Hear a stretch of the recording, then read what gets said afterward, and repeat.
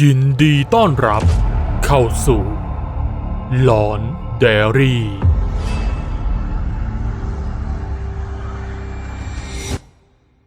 ก่อนชมคลิปนี้ขอคนละ1 ไลค์เพื่อเป็นกำลังใจให้ทีมงานด้วยนะครับรูปปั้นโบราณที่มีผิวสีดำแดงมีดวงตากลมโตสีแดงก่ำภายในป่ามีเขี้ยวแหลมคมเรียงรายเป็นซี่ๆบริเวณรอบๆป่ามีคราบแห้งกลางติดอยู่คล้ายรอยเลือดบริเวณท้องกลมโตของมันยื่นออกมาจนดูน่าเกลียดในอดีตรูปปั้นนี้เป็นของทางฝั่งเขมรแต่จู่ๆรูปปั้นนั้นก็ได้หายไปอย่างไร้ร่องรอยจนมีข่าวว่าถูกพบที่ฝั่งไทยหลังจากที่ถูกขุดเจอในครั้งนั้นได้เกิดเหตุโศกนาฏกรรมอันสุดสยองขึ้นหุ่นรูปปั้นโบราณได้ฆ่าทั้งพระและชาวบ้านศพที่ถูกพบเจอเครื่องในหายไปจนไม่เหลือตามตัวหลายแห่งถูกกัดกินจนถึงกระดูกแต่ที่น่าตกใจรูปปั้นนั้นกลับตั้งอยู่บนตัวศพที่บริเวณปากโดยรอบเต็มไปด้วยคราบเลือดหมอผีเขมรที่ถูกตามตัวให้มาสะกดวิญญาณได้นำเทวรูปกินคนข้ามกลับไปยังเขตแดนเขมรโดยมีจุดมุ่งหมายปลายทางที่เทวาลัยสถานที่ศักดิ์สิทธิ์โบราณที่เป็นที่เคารพนับถือของชาวบ้านเทวาลัยถูกสร้างให้เป็นวิหารขนาดเล็กทำจากก้อนอิฐและหินสลักก้อนตามความเชื่อที่เล่าสืบต่อกันมาเทวาลัยถูกสร้างขึ้นเพื่อให้เป็นที่พำนักของเหล่าเทพเชื่อกันว่าเทพจะคอยมาสลับสับเปลี่ยนเพื่อมากักกันสิ่งที่เป็นอาถรรพ์ต้องสาปหรือวิญญาณที่ชั่วร้ายและวัตถุโบราณที่แฝงไปด้วยมนตราและคุณไสยจึงมักจะมีการนำสิ่งของเหล่านั้นมาสถิตจองจำไว้ณที่แห่งนี้ข่าวที่หมอผีนำเทวรูปกินคนกลับมายังเทวาลัยได้ถูกแพร่กระจายออกไปอย่างรวดเร็วผู้คนที่มีถิ่นฐานพำนักอาศัยอยู่ไม่ไกลจากเทวาลัย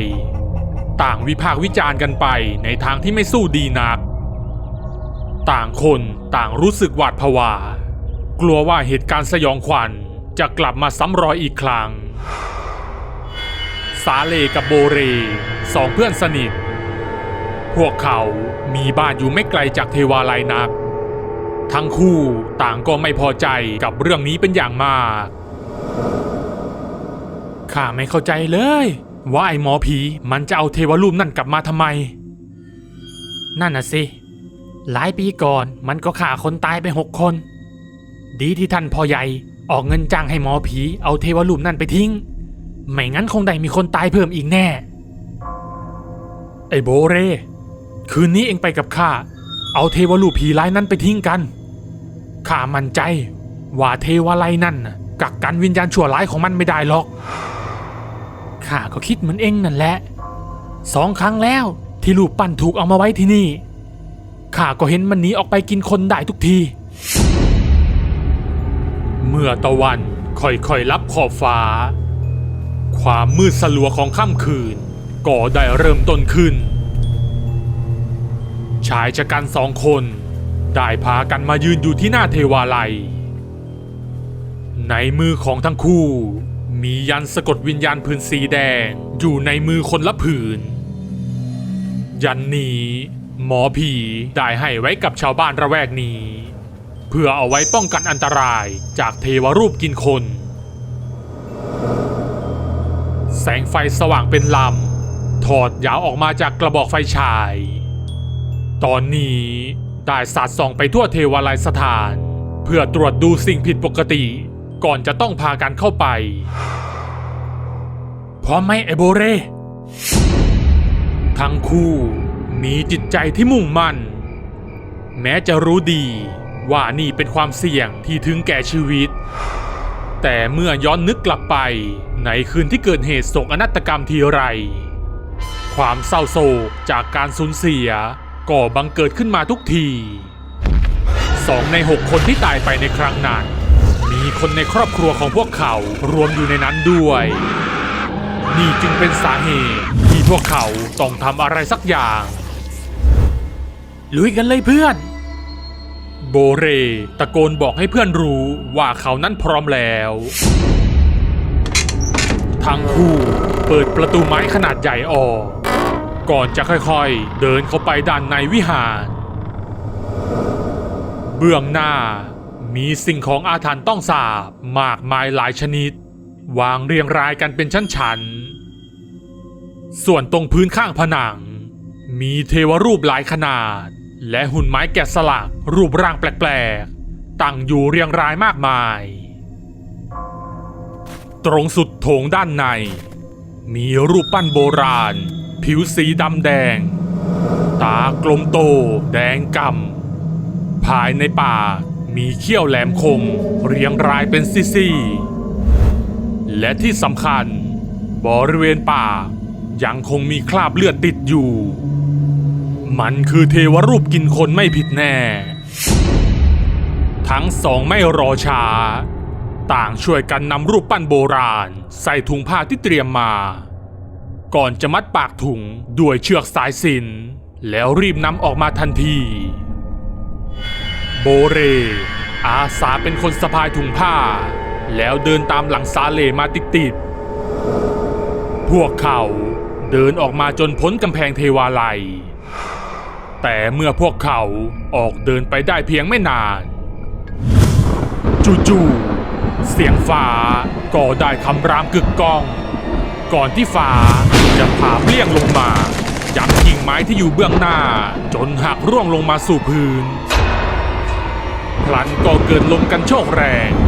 พัดต้นไม้น้อยใหญ่ลู่ไปมาตามแรงลมจนดูน่ากลัวทั้งสองต่างยืนตกใจกับสิ่งที่เกิดขึ้นโบเรที่สะพายถุงไว้ด้านหลังจู่ๆก็เกิดหงายหลังล้มลงอย่างไม่ทันตั้งตัวสาเรหันมองไปที่เพื่อนทันทีก่อนที่เขาจะรีบเข้าไปช่วยพยุงให้ลุกขึ้นสาเรได้คว้าถุงผ้าขึ้นเพื่อเตรียมที่จะสะพายบ่าแทนโบเรแต่ปรากฏว่าเขาไม่สามารถยกถุงผ้านั้นขึ้นจากพื้นได้สาเรกับโบเรต่างมองหน้ากันทั้งคู่รู้ถึงความหนักของสิ่งที่อยู่ในถุงแต่ด้วยความแปลกใจและไม่มั่นใจพวกเขาจึงเอามือจับที่ปากถุงแล้วหันมาพยักหน้าให้กันก่อนจะออกแรงกระชากถุงผ้าอย่างสุดกำลังผลก็คือถุงผ้านั้นได้ฉีกขาดออกจากกันทันทีทำให้ทั้งคู่ต่างเสียหลักล้มลงไม่เป็นท่าเมื่อทั้งคู่ลุกขึ้นมานั่งสิ่งที่ปรากฏอยู่ตรงหน้าขณะนี้กลับกลายเป็นสิ่งที่น่าสะพรึงกลัวร่างใหญ่มันมีดวงตาแดงกำยืนแยกเขี้ยวอันแหลมคมมือลูบท้องไปมาจ้องเขม็งมาที่พวกเขาทั้งสองไอ้สาเลวิ่งโว้ยสิ้นเสียงตะโกนของโบเรทั้งสองก็พากันวิ่งหนีออกมาจากตรงนั้นทันทีทั้งคู่หนีมาที่บ้านของโบเรที่อยู่ไม่ไกลจากเทวาลัยมากนักพวกเขาได้มานั่งซุกตัวติดกันแอบอยู่ที่มุมห้องด้วยความหวาดกลัวไม่นานนักเสียงหมาก็เริ่มเห่าหอนรับกันเป็นทอดๆแล้วค่อยๆดังใกล้เข้ามาโบเรได้ลุกขึ้นไปแง้มดูที่หน้าต่างเขาเห็นร่างอันดำทะมึนสูงใหญ่มันกำลังเดินเข้ามาที่หน้าบ้านของเขา สาเรเมื่อเห็นเพื่อนยืนตัวแข็งทื่อด้วยความกลัวเขาจึงตัดสินใจลุกขึ้นยืนโบเรข้าจะออกไปทางประตูหลังถ้ามันตามข้ามาเอ็งรีบหนีไปทางประตูหน้าเลยนะเมื่อพูดจบสาเรก็ได้เดินไปแง้มประตูหลังบ้านเขามองลอดผ่านช่องประตูแต่ทุกอย่างก็ยังคงเป็นปกติเขาจึงค่อยๆแทรกตัวออกมาจากประตูแต่ทว่าด้านหลังประตูนั้นร่างอันดำทะมึนได้ยืนรอเขาอยู่มันจ้องเขม่งมองมาที่สาเรก่อนจะใช้มือทุบไปที่ร่างของเขาอย่างแรงจนเขาแน่นิ่งลงไปกองอยู่กับพื้นมันค่อยๆก้มลงมากัดกินร่างของเขาอย่างหิวกระหายทางด้านของโบเรแม้เขาจะไม่เห็นสิ่งที่เกิดขึ้นแต่เสียงที่เขาได้ยินที่หลังบ้านย่อมไม่ใช่เรื่องที่ดีแน่เขาตัดสินใจวิ่งออกทางประตูหน้าทันทีผู้นำท้องถิ่นก็รู้ข่าวที่หมอผีนำเทวรูปกินคนกลับมาเขาได้สั่งให้ลูกน้องไปจับตัวหมอผีมาที่นี่และกดดันให้หมอผีเอาเทวรูปกินคนกลับไปทิ้งที่ฝั่งไทยอีกครั้งเมื่อพวกเขากำลังเดินทางไปที่เทวาลัยก็ได้เห็นโบเรวิ่งส่งเสียงตะโกนขอความช่วยเหลือเมื่อโบเรวิ่งมาถึงเขาก็รีบเล่าเหตุการณ์ที่เพิ่งประสบพบเจอให้ทุกคนฟังและขอให้ทุกคนไปช่วยสาเรเพื่อนเขาเมื่อได้ยินดังนั้นทุกคนต่างก็รีบเดินทางไปที่บ้านของโบเรทันทีเมื่อมายังหลังบ้านก็พบศพของสาเรนอนตายอย่างน่าสยดสยองที่ท้องถูกแหวกออกเครื่องในหายไปจนหมดตามตัวถูกกัดกินจนถึงกระดูกแต่ยังไม่ทันจะได้ปรึกษาอะไรกันร่างดำสุดใหญ่ของไอ้ผีร้ายได้เดินออกมาจากความมืดก่อนที่มันจะใช้มือฟาดไปที่คนกลุ่มนั้นทันทีร่างชาย3 คนร่วงลงไปนอนกับพื้นหมอผี